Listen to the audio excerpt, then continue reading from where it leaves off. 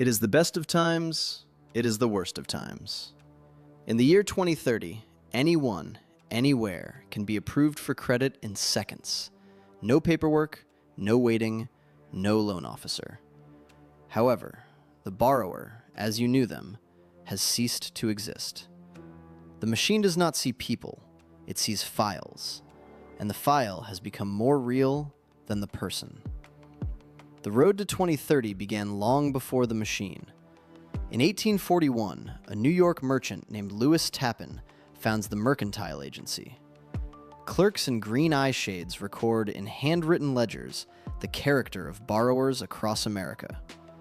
Credit begins as a story, told by people, about people. In 1899, two brothers in Atlanta found the Retail Credit Company. It gathers everything: your debts, your habits, your marriage, your rumors. It will one day be called Equifax.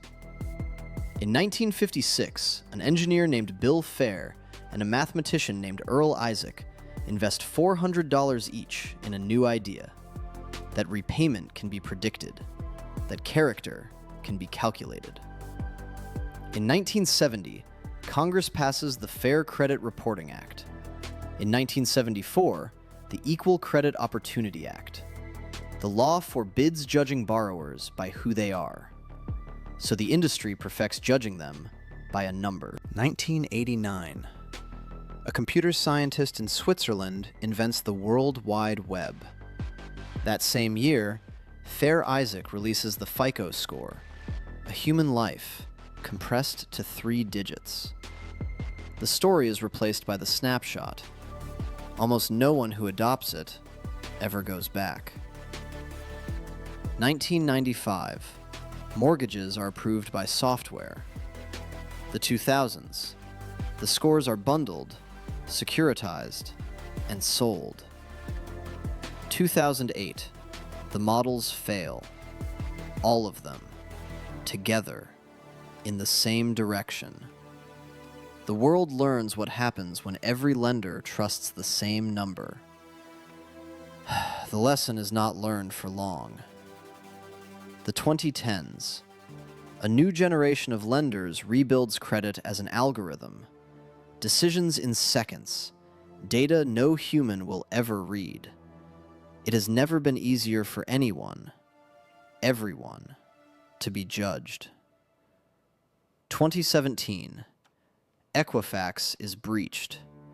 The files of 147 million Americans flow into the dark economy. Names, birth dates, social security numbers. The raw material of a new industry. The 2020s. Generative artificial intelligence arrives. Faces that were never born. Documents that were never issued. Identities assembled like parts on a line. A real child's social security number. A fabricated name. An invented history. This is not hackers in basements. It is a workforce. More than 350,000 people in industrial compounds and state-run programs, manufacturing people who do not exist, and the machine approves them.